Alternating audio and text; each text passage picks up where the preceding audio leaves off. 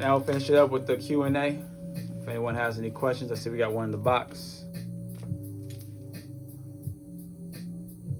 Where do you get the crystals and stones from? You get them from different crystal vendors from across the nation as well as across the world.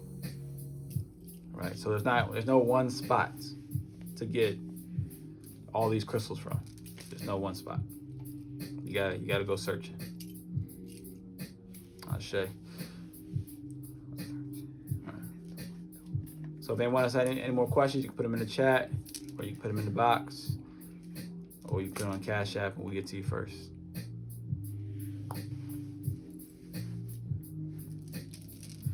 And go ahead now. We'll change the music.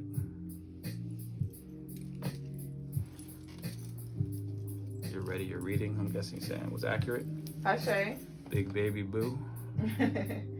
Baby boo. What was that word of the day I said? Baby boo. You thought you was gonna be in the house. You outside, baby boo.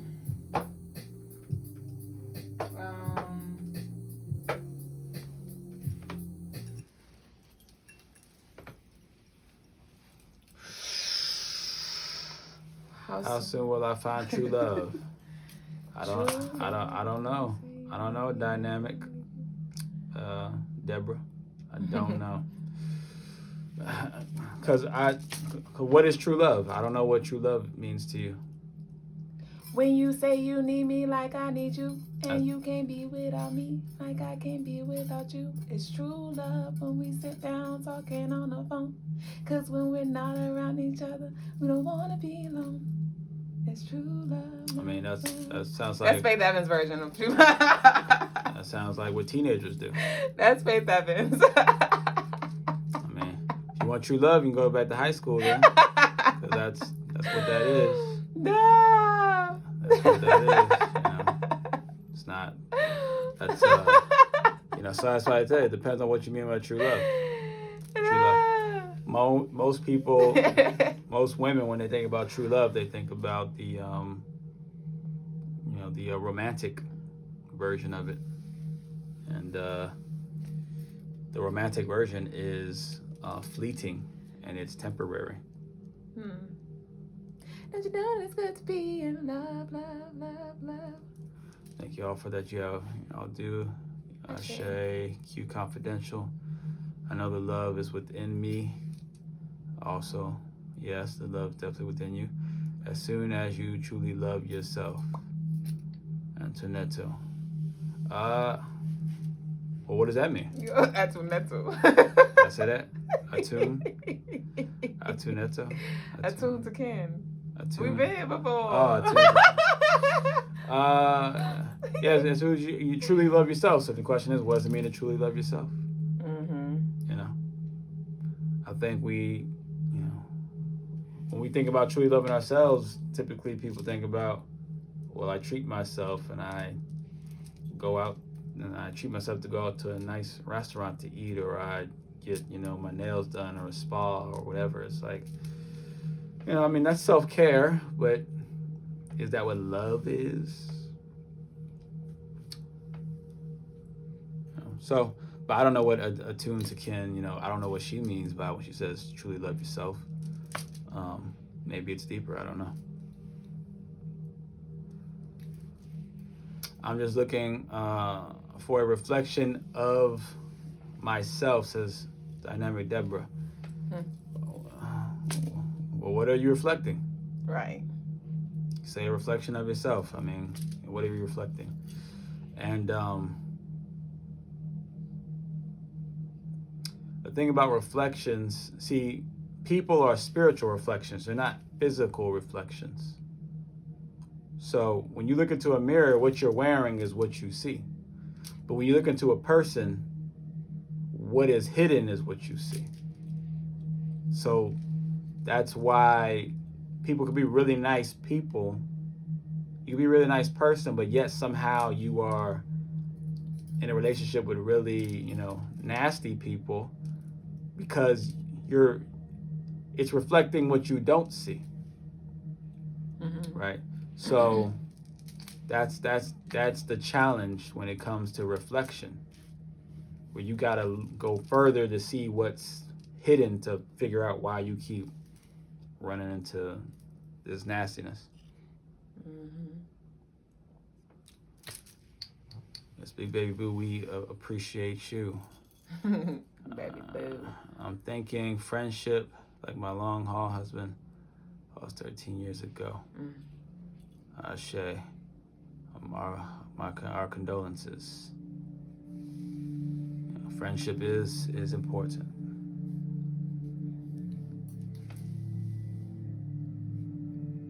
These words are not coming out right because I'm doing dictation. Shay, I get it. Just call me Q. All right, Q. All right, Q. How do I know what type of reading, booking I should do with you guys? I should probably start with a consultation. You can get one with Duüblé, it'll be cheaper. Yeah. But you know, if you look at the description of what it entails, that should let you know what you need. You know, so. Up here we go, yep. Oh, with that name. He do that every time. He gonna get it one day. Self-care, self-love, not doing my nails necessarily. I do my own nails.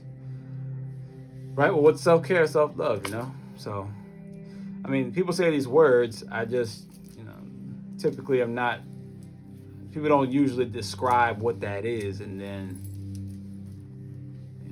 and I say this because I keep hearing the same issues over and over with individuals, and the solutions that people keep giving are the same, and yet I don't see people I don't see the problem going away, right? So then that's why I asked the question, well, what do you mean when you say that? Let's go deeper into it. When you say self-care, self-love, well, what do you mean? If you don't mean the nails, you do your own nails, fine. Well, what do you mean then? So we just, this is like doing shadow work, right? I'm helping you. This is like me doing the shadow work with you right now. This is me being a mirror for you, right? People are reflecting all the time for you, and for everybody, but we have a hard time seeing what it is. We just like, I don't understand why you're reflecting this. I don't get it. So what I do is I'm really good at reflecting things with the questions that I just ask back from what you say. I just reflect. I just like, well, what do you mean? Because, so, and it can become challenging, and it's supposed to be challenging. It's supposed to be challenging, right? Because that's what introspection is. It is a challenging thing. And you're supposed to then, after I give you this challenging question, then you go inside and say, well, what do I mean when I say this? Right? Mm-hmm. And this is how you exercise your intuition. Because as you go deeper to figure out, well, what do I mean? Then when you start getting to really deep spiritual questions, you'll start going inside like, well, what does that mean? Well, what is God? Well, what is, down the all rabbit this other hole. thing. Right. Of what's and why's. I feel like, attuned to Ken, I feel like truly loving yourself is treating yourself as if you want your desired lover to treat you, never betraying.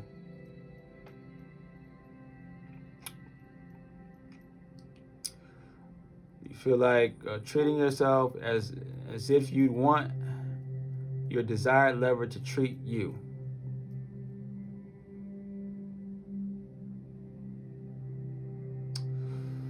I get it. I get that. I can see that. The challenge I see with that is I'm a man.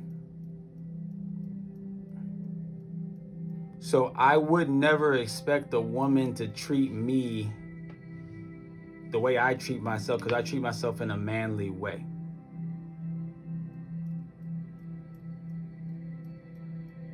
Just like a woman treats herself in a womanly way, it'd be weird if I treated her in a womanly way. In fact, women are typically turned off by that. Just like there's plenty of men who say they don't like masculine women, right? So men don't want to. So, I understand where you're coming from But without more context to what you're saying, it doesn't sound useful. So maybe with more context, we might get more clarity on what you mean by that. So can he be getting us, don't he? Good evening, Priscilla. Dynamic, Deborah. I am love, peace, wisdom, compassion. Shout out Shakilla for your Manila for your order. Yeah, thank you, Asante Shakilla. I am love, peace, wisdom, compassion, and truth. I am. You are. I agree. You are. Right. You are also hate, war, ignorance. What's the opposite of compassion? I don't know.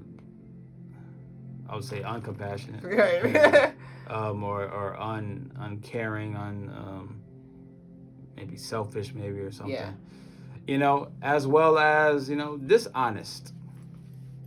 That duality. Right. We don't like to accept the other parts of us.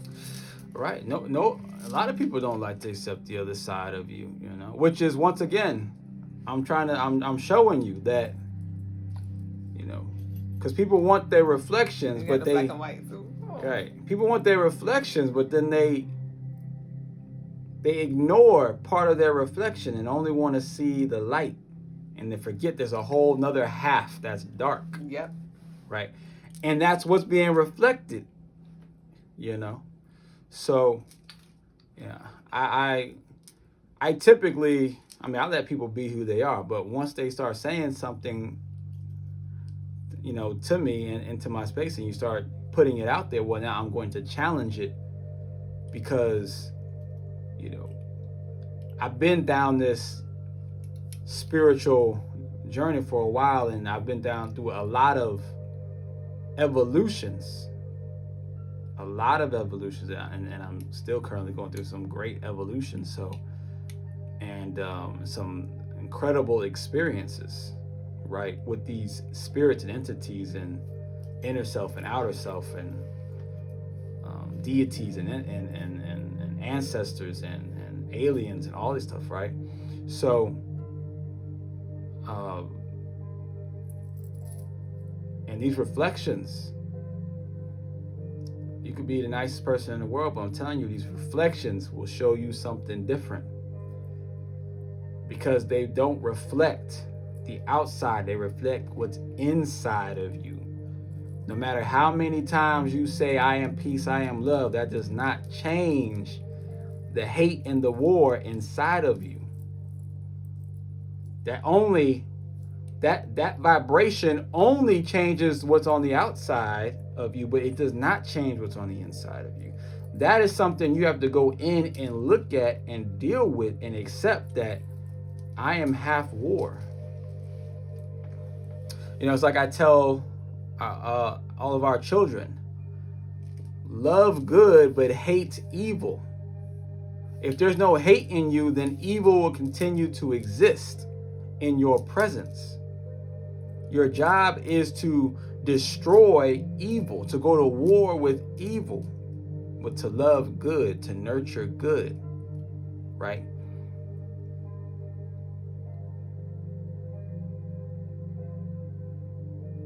The truth is necessary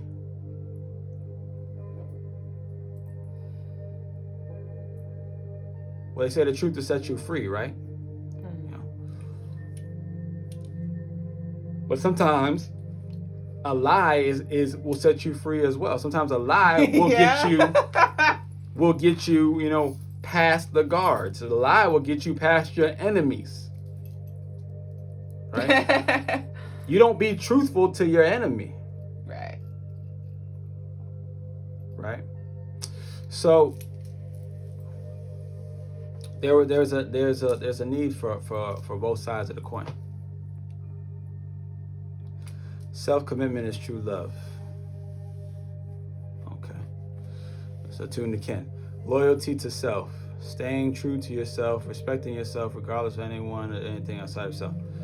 Self-commitment. Committed. What are you committed to self? Commit what? You could commit to anything to self. You could commit to eat Burger King every day to self because that's what you enjoy, right? So what are you self-commit to what? Right? Because if you committed to the wrong thing for yourself, then that might not be self-love. It might be, I don't know. Loyalty to self. What does it mean to be loyal to self? Right? Because different people have different perceptions of what loyalty is.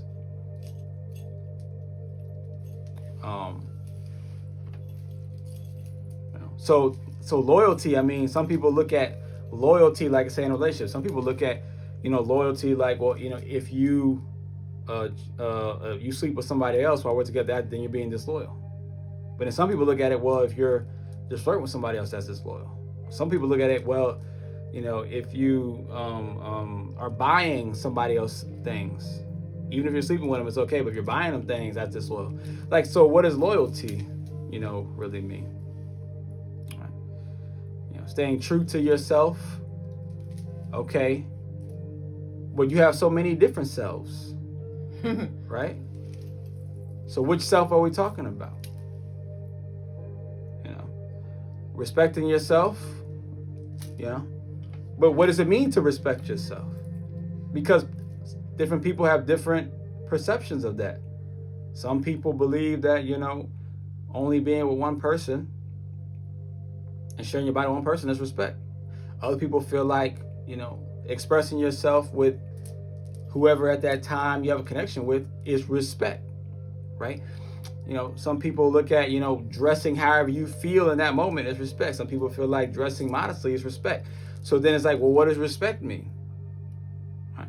And I ask these, questions sincerely because the answers sound good, but then but I talk to different people, their version of respect is different. Their version of respect is different, right? So,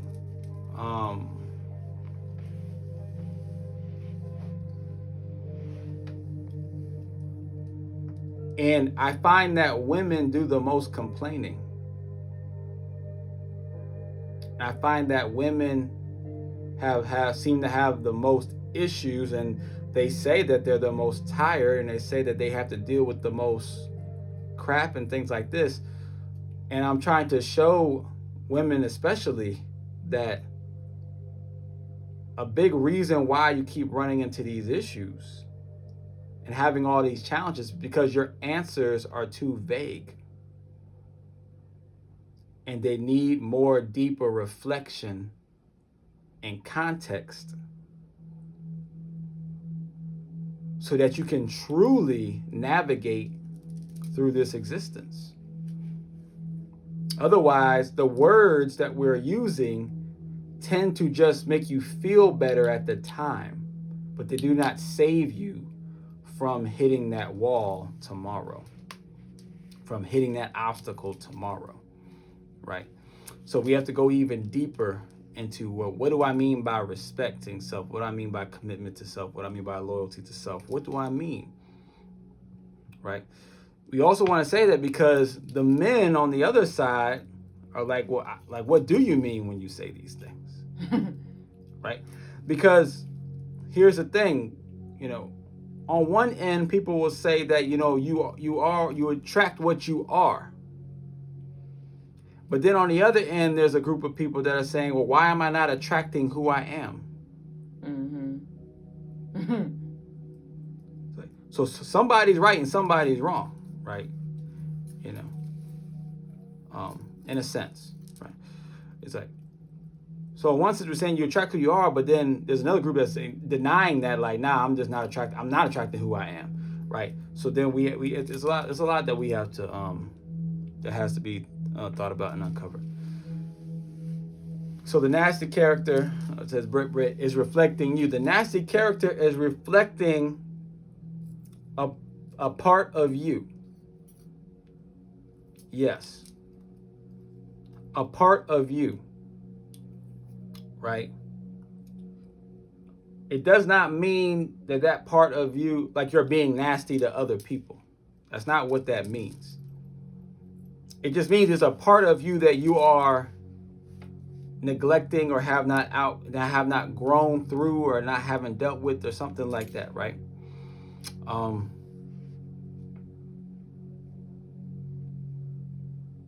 And it varies from person to person exactly what that is.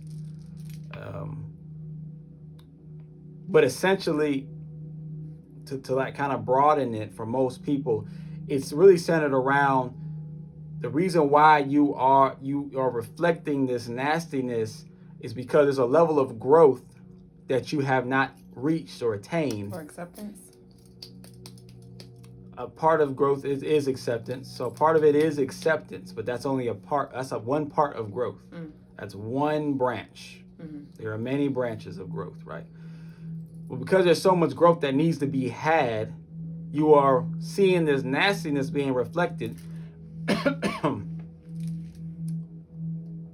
because you still need to grow in certain areas. And what's the best way to get you to grow than to have something negative in front of your face, right? It's just trying to get you to evolve. So there's more evolution that needs to be had. That's right.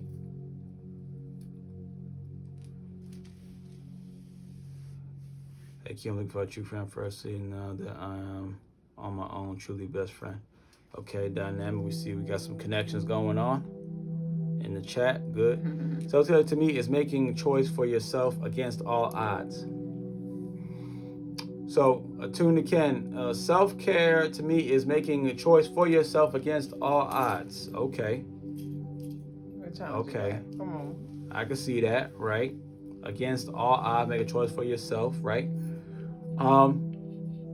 Which, you know, could be a great thing. Like, you know, you're trying to, you want to start, you want to have a successful spa franchise that goes across the nation. So against all odds, without the funding, without the backing, you make that choice for yourself. That's what I'm going to do. That makes sense to me, right? You know. But then you say, well, I make, you know, a choice for myself that I'm going to I made a choice for myself that I'm going to raise a family with no father, right? Which there are women that do that today, that they want to raise a child with no father against all odds, even though all the odds say that your child will most likely be a below average in society. But against all odds, that's what you choose, right? Would that be self-care? I don't know. That's just something to think about, right? That's another phrase that it sounds really good, and we want to believe that you're going to use it, that everybody, I'm sure you're going to, but that everyone else is also going to do it in the most responsible way. But unfortunately, there's so many of us that will use that same term in an irresponsible way. And that's the problem with our society, is that we come up with great terms that, if used responsibly, would be beautiful. But there's too much room for self-interpretation, and it's done like that on purpose. You know, and a lot of people do that on purpose so that they can actually leave room for them to do irresponsible things, and then just kind of readjust it later when it goes south, you know. So it's just something that we have to something to be mindful of or to think about. When I do self-love, I do meditation, I do mantras, restorative yoga, right? I mean, I definitely believe that's self-love. I can't see any negatives when it comes to meditations and mantras and restoration yoga. So, I mean, I have no challenge for that one. Self-care, prioritizing your happiness and prioritizing what your heart desires to do in this life. Well, once again, if leaving,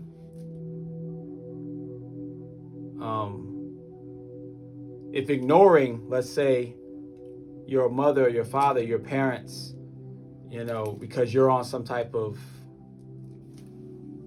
ignoring, like a moment where they're, maybe they need you, or maybe they would like you to share in their success or something, whatever, and ignoring that because you're on your own journey, or your own self-care, your own whatever, right?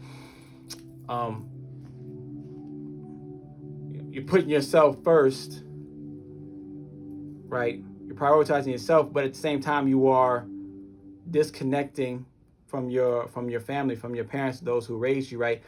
And then you are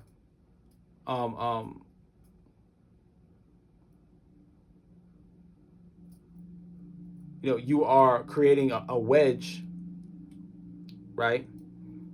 And you are not there when they need you most, or when they really want you most, because you decided that I need to do this for me, right? Well, I'm not saying that you shouldn't do that, but what I am saying, though, that is what is causing our families to get further and further apart. Because then when we need them, they remember how you wasn't there for a certain period of time, or you wasn't there or when we want them to be and share in our success or in our glow ups or whatever, So once again, it's another thing that sounds great if used responsibly. So what Attuned Ken is saying is correct if used responsibly, but what happens if it's used irresponsibly, right? So then we have to then try to be even. So what I'm saying is that after you say such profound words, what's necessary after that is more specific and direct words, more accurate words that don't leave anything up for interpretation. We have to get rid of the interpretation as much as possible. This is why Christianity has messed us up so much, because there was so much room for interpretation. When I love myself, I step into my fears every day. The kingdom of God is within me. Ashe, dynamic Deborah. So I'm stronger when I am at my weakest, and I understand and validate my fears, because with joy there's pain, and with fears there comes confidence in others. Ashe. What kind of context do you find more useful? Just a context that gets rid of any like voids where things can be interpreted to fuel an irresponsible action. Oh hell. I'll show you this cue. The opposite compassion is judgment. What you got? Judgment. What'd you say? Do you agree? I mean, Yeah. I don't agree or disagree. I think it probably is correct. Probably correct.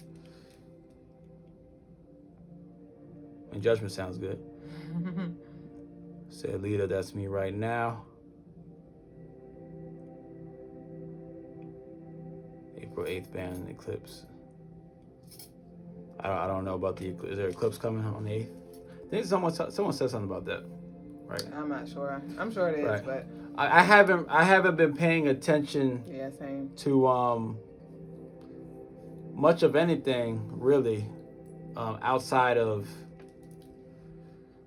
your thing. Outside of me, really. Outside of me and my family, I haven't really been paying attention. And I purposely haven't been paying attention. It's become unimportant to me, right? The outside things have become very, very unimportant. So it's like, if it's not directly next to me, I don't really pay attention to it. April 8th, the eclipse. Okay. Well, if there's an April 8th eclipse, I mean,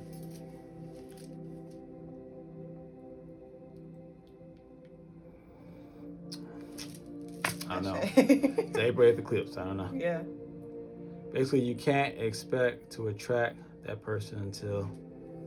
until,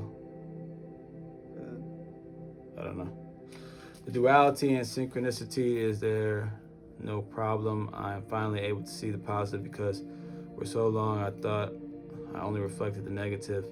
Now I see the light and the wholeness. Ashe, dynamic, Deborah.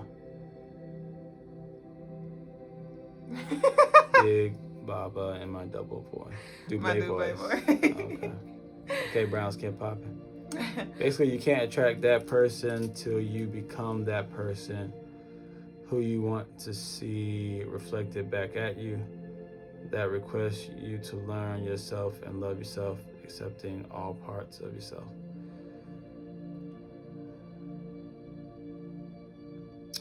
That requires you to learn yourself, or that requires you to learn yourself, love yourself, accepting all parts of yourself.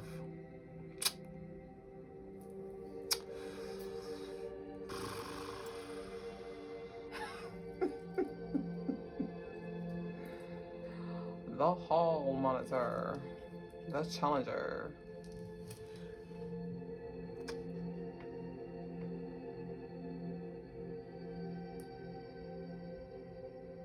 Of course, any answer you guys give is always, it's always correct. It's always correct. It's just most of the time it's incomplete. Mm-hmm.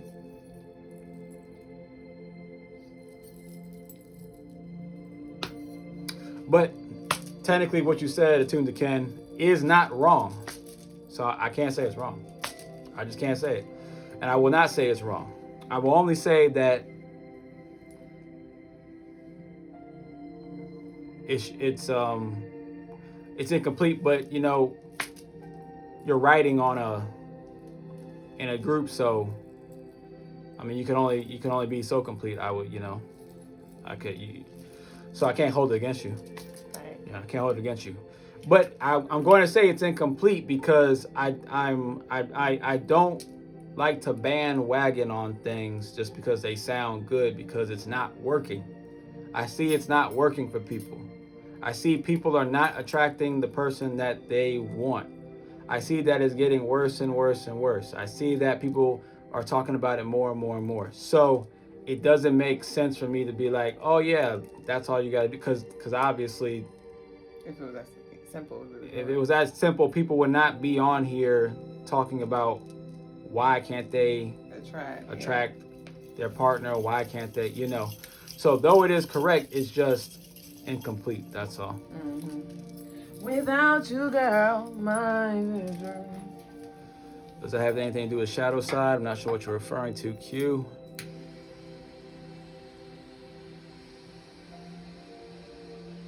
Commit to accepting yourself. Attuned to Ken is still going in. Commit to accepting to yourself as you are, knowing that you are perfectly imperfect and whole already before another individual comes into play. Yeah. Yes, attuned to Ken. Yes, more. I mean, it sounds great. It just sounds beautiful. It really sounds beautiful, and that's what, you know. A lot of people say a lot of beautiful things. It's just not practical. What dynamic Deborah say? Someone said, how do you get better with discernment when choosing partners? See, that's a good question right there.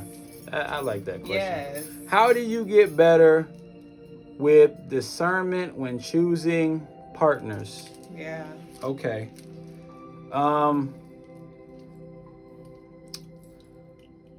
Okay. Yeah. So you get better with choosing partners. Well, okay, well, I have to speak for an adult, someone who's already an adult. Okay, so if you're already an adult, how do you get better with discerning or choosing partners? Is you actually have to be super judgmental. Yeah, we don't want to do that. Super judgmental, right? Which kind of goes against what Dynamic Deborah said, which is she's compassion, and she said that the opposite is judgment. Unfortunately, you need to be super judgmental in order to get the right partner. So that's an example of how the dark actually is needed for the light, because opposites attract. So And that's another, that's another clashing idea, because you're saying you want to reflect, you want to get what you are, but yet opposites attract. So how does that work? Right? But we don't want to go too deep into that. But for discernment, you got to become super judgmental, meaning you need to study what a good partner is. And if your partner that you're looking for is a man, then you need to know what a good man is. And if your partner that you're looking for is a woman, you need to know what a good woman is. So you need to study and learn what's a good man or what's a good woman, whatever you prefer, right? And then once you've established that's what that is, you then need to be super judgmental about anyone who's not fitting and those pieces and not reaching those certain requirements, right? That's the most basic way to put it. And then you go into the details as far as what's a good man and what's a good woman, later. But essentially that's what you do, right? And then let's say, like as Attuned to Ken talks about, you got to be this in order to get that. Well, then it's like, then here's a challenge. How do you explain a woman, let's say, who is dainty, who is super sweet and super feminine and very soft, but who's married to someone who's like super masculine and super big and strong and super macho and super direct? How do you explain? And then they're in a perfect happy relationship because the opposites attract. How do you explain that? Because you're not reflecting who you are at that point, right? But then look at it this way. But if you're a masculine woman, which I'm not saying is a bad thing, I'm just saying, let's just say I won't even say masculine. If you're an aggressive woman and you attract aggressive men, but yet that aggression clashes, but you are reflecting what you are, then why isn't it working? Or if you're a soft woman and you attract soft men, but you're not attracted to soft men, you're attracted to strong, aggressive men, but you're attracting what you are, then why does that not work? You see what I'm saying? So though it is true you do attract what you are, but people's understanding about you attract what you are, that's the part that we're missing. It's just missing more context. That's all that I'm saying. It's just missing more context. I'd love for you to share briefly, like, your perspective on that's the importance of, like, from the beginning, from when the woman is young and having the father to help her pick, and how we got here as a collective of women where we're not good at picking men because we never really were supposed to do this by ourselves. I just kind of wanted you to share that bit, but you don't have to though. Well, I mean, we're going through, it's a duality. So yes, on one side, women were not, it's not that women are not capable of picking men, but their criteria that they're basing it off of is wrong at this point. It's wrong right now. The criteria is wrong. But that's because the whole planet, a lot of the planet, or at least a lot of the Western planet, has been possessed by Lilith and Diana. So it's a spiritual war that's happening right now. Dirty Diana. At the same time, it had to go this way because for certain individuals to evolve, this possession had to happen, right? I would not evolve into the person that I am if that wasn't the case. If everything was happy and sunshine and we were living, in perfect balance and harmony, there would be no need for me to evolve very much, right? So though we can say, you know, things are off and we're not doing things the way it used to be done in order to make sure that we would keep, you know, successful relationships. During those times of successful or at least longevity relationships, there was little spiritual evolution. That's right. Right? So this is necessary for the spiritual evolution. So it's like it's a double-edged sword. I like Deborah's comment.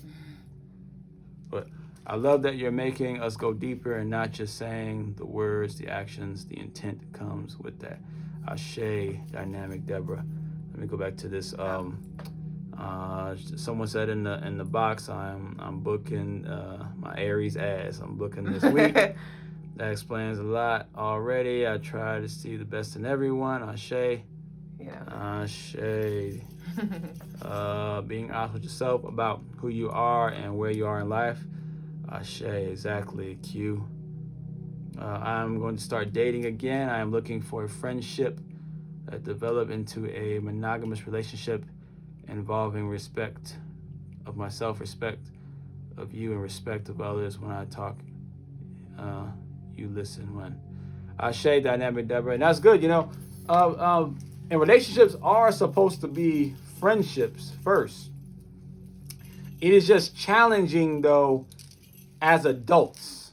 Yeah. Because that friendship technically was supposed to start when you were a child. So you're supposed to build friendships with other,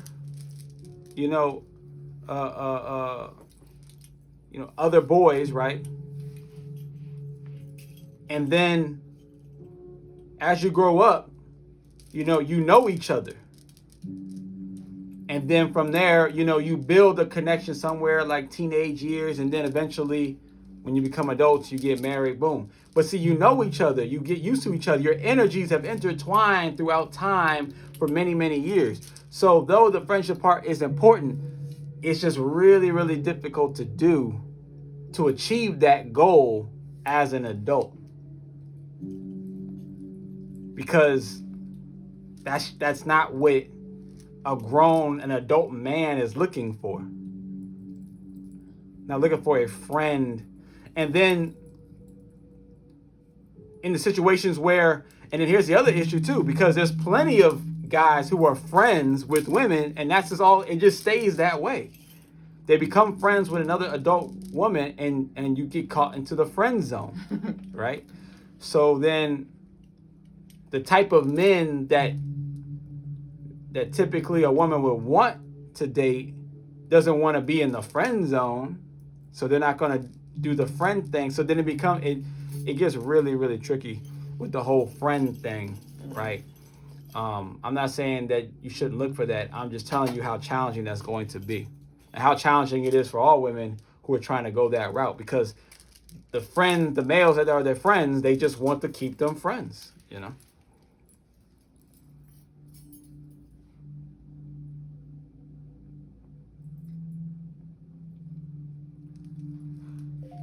Not all family is blood. Find your soul family. Ashe. My self-loving action is waking up with chronic self-issues and putting love steps to my self-actions. Ashe. But people have to first cultivate their own discernment within their own spirit and intuition to be able to discern what their self truly needs to feel loved and discard what they don't need in life. Ashe. I was trying to say my chronic pain, finding my voice, validating my pain, and my breastwork are my light parts and dark energies, synchronicity, Ashe. Instead of I meant breathwork. Okay, breathwork. I was like, wait. I'm here for this one, Ashe. Q. Example, I was responding to you was the opposite of compassion, which is judgmentalism, Ashe. Can you be super judgmental but open-minded? That's a good question, Q. Can you be super judgmental but open-minded? Yes, I am super judgmental. As you can see, I am judging every question that comes through here, right? I judge the hell out of Duüblè. I judge the hell out of my own children, right? I am super judgmental of everyone. But not in one time did I ever say anybody was just wrong, was wrong. Every time you guys put up an answer, I say, I see the legitimacy in what you're saying. I see the correctness in what you're saying. At the same time, here is my judgment on it. That's open-mindedness, where like I'm still seeing how you're correct, but yet I can still judge what you just said. I can still put my 2 cents in. I can still have a somewhat maybe opposite opinion, or just a opinion that challenges what you have said. So being judgmental and being open-minded, that's what you want to be. That's the ultimate vibration. That's what it means to really be high vibrational. It's about being able to vibrate on the lowest spectrum and the highest spectrum at the same time. Duality. Can you be the yin and yang right now? Everything. Yeah. Right now. That's right. You know. Can you be the leader and the supporter at the same time? I am. I lead this live, even though Duüblé is doing most of the talking. And I'm not telling her what to say or what to do, right? I lead it, though, just energetically. And I support it by allowing her to do it the way she wants to do it. Even when there's some things that I disagree with, I'm like, she probably shouldn't do it that way, or say it that way, or she probably needs to change this or change that. I just support her and her expression. And then I lead her by energetically and doing very specific things that I know, no matter what, yes, that needs to be done, or that needs to be done, no matter what, you know. So that's the ultimate. That's what it means to truly have to vibrate high. It's not really about high as far as like up here. It's about the bottom and the low vibrating both at the same time, being in both worlds at the same time, right? Can you be someone who's out there hustling to get the money, but then someone at the same time who is all about manifestation, all about that, allowing things to come to you, all about not fighting the universe, all about love and peace, but then all about, I'm gonna get this sale, I'm gonna get this client, I'm gonna get this work done, I'm gonna be the best, but it's okay if I lose. It's just a lesson. Can you be both those things at the same time? That's every day I work to master that more and more, to be the duality. With the exception of my husband, who I was married to for 40 years, most of the men, 40 years, and I've met have been very abusive, very broken. Ashe, I can't disagree with that. How do I attract men like my husband, who has been dead for 13 years now? Well, see, now we're getting deeper. That is going to be very difficult, because that was a life partner. So,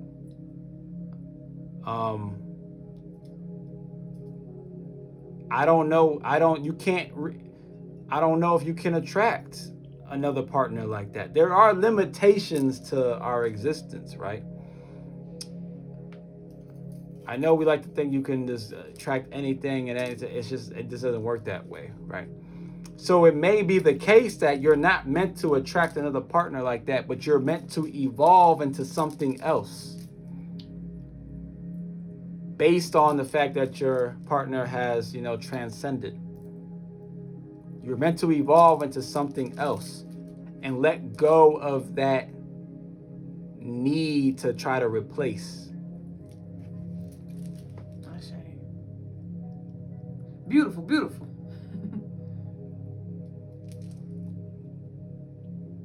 Oh, wow. I was with my deceased husband for 9 years before we had intimacy. And that's a beautiful thing. Yeah. That's a beautiful thing, but that was a different time. Yeah. 40 years have gone by. We're in the fourth dimension, right? you know, well, I'm in the fifth dimension, but a lot of people are in the fourth, right? So, and the fourth dimension is a transitional dimension, right? This is why I can be in the fifth dimension and be talking to you, even if you're in the fourth still, right? So, that being the case, you know, and that's probably why I don't talk to regular people. I don't even remember the last time I talked to. It's like I don't really have conversations with regular people. Not on purpose. It just doesn't really happen. And it doesn't. And if it does happen, it doesn't happen for a very long time. It's like very short because, you know, the third dimensional people just can't be in my space because I'm on a fifth dimension. It just can't happen, right? So it looks like, Dynamic Deborah, you're in the middle of the fourth dimension, but trying to hold on and trying to reclaim and trying to reestablish that beautiful marriage that you once had. That's the third dimension, and now you have to transition into this fifth one. So you may have to let go of that dream, at least temporarily, to evolve into something else first.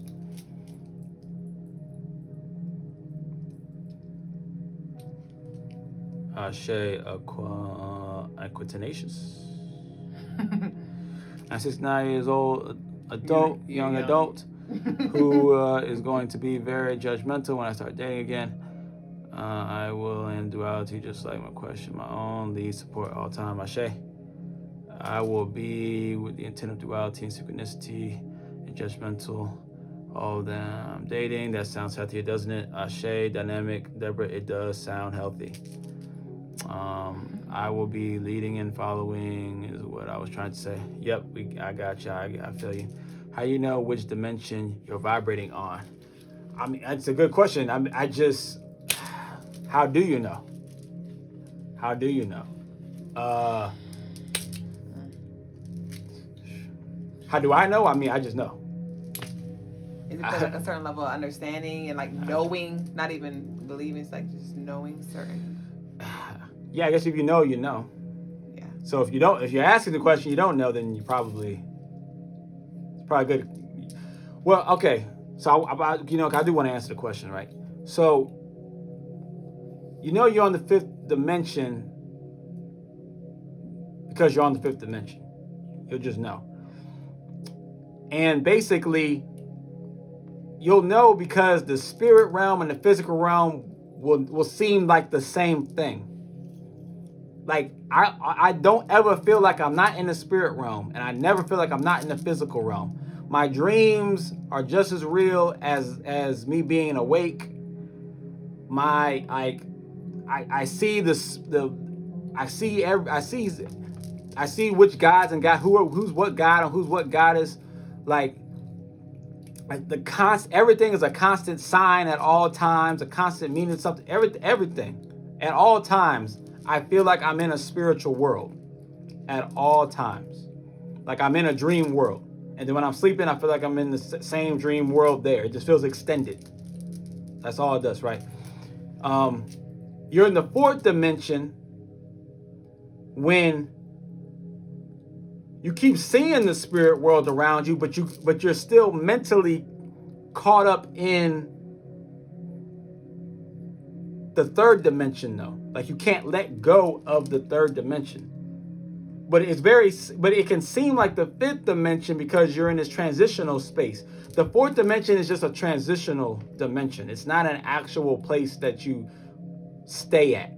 You definitely don't want to stay there. I'll tell you that. It's not somewhere that you stay and exist at. It's just a place that you transition at, right? Because you're moving into the fifth, or you might fall back into the third. That's also possible. You can fall back into the third. But you're moving into that's where like confusion is. Like, so when you're still dealing with all this confusion and like you don't understand, what this means and that means, and you're trying to just figure out this whole spiritual thing, right? As long as you're still in that space, you are in the fourth dimension. But once you get to a space where you're like, I get it now. And that's the space that I've been in for quite some time. I get it. Right? It doesn't mean that problems go away. It doesn't mean that you don't have challenges anymore. No matter what dimension you're at, there's going to be challenges. Why? Because that's the only thing that's going to push you to the next dimension. Right? So right now, I'm working on trying to get to the 6th dimension right now. That's what I'm working on. Now, what does the 6th dimension look like? I don't know, because I haven't been there yet. I was about to say, how many dimensions is it? Would you say? I don't know. I don't know how many dimensions. I don't know how many dimensions there are. All right. They say there's like around maybe 11 to like 14 dimensions, something like that, right? But I mean, I don't know. I don't know. I think though when you start to get to like the 7th and 8th dimension, that's when things really get, we can't see the 7th, like anything 7th dimension up, we can't see it. Mm-hmm. It's not possible. Not in this physical realm. We can't see it no matter what, right? Mm-hmm. We can see 6th dimensions and 5th dimensional, beings. Right? This is why like a lot of people is like they don't see me. It's like I'm not really there. Right? It's always kind of been that way, but it's gotten worse and worse the higher that I've been vibrating, that I've gotten, and now it's like literally like I'm not there, even though I'm the loudest person in the room with my hats on, but it's like I'm not there. Or it's like when I leave, it's like the energy goes back to what it was, and like you forget that I was there in a sense, right? I'm like a dream to a lot of people. So, but how do you know? Like I said, it's just the fact that you have when you're still stuck in the questions and still trying to figure so much out. That's how you know, right? And once you come to that point where you just know the answer to things, you just know the answer to life, right? That's when you hit the 5th dimension. So I know that I've shifted, but as far as levels and numbers like 5, 6, 7, I dream every single night. Ashe. Okay, I see the dream world and this world merges. In that case, I've been feeling Ashe. I've been feeling away for a while. Okay. Now it can be a little challenging. Now here's the thing about women though. I'm gonna say about women. But women though, you naturally shift through the 5th and the 6th dimensions, and maybe even higher than that. You naturally shift through those dimensions. Your only challenge is your consciousness will shift, but your body will stay behind. That's where women have the challenge. Men have the challenge where everything is behind, right? So they got to get everything to go at the same, they're not even shifted there spiritually and mentally and consciously. They're not even shifted there. So it's really, really hard for a man to shift into the 5th dimension. But for women, it's so easy for you guys. Y'all naturally just shift consciously into all these different dimensions, but still your physical body gets stuck in the 3rd dimension. So then you just have to do more focusing on bringing your body with you to those other dimensions.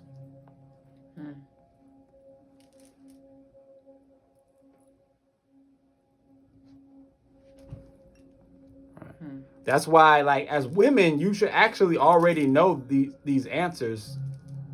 You should know everything I know and more, really. And as women, you do know everything I know and more, because I've talked to women who, when they go into certain states and they're pulling in these higher frequency dimensions, they know all kind of things way beyond what I know, right? But then once they come back into their physical body, they become ignorant again. When I say ignorant, I mean they're just unknowing of so many of everything they told me, plus just basic spiritual things. They become ignorant again, because you're consciously going there, but your physical is not coming with you, right? So you have to learn how to bring your physical with you into those other dimensions. Ashe. Oh man. It's 1 a.m. It's 1 a.m. That's right. Good 1 class. a.m. It wasn't supposed to go this long. I thought we had no questions, and then all of a sudden it broke out. So let's go do a quick prayer. Okay.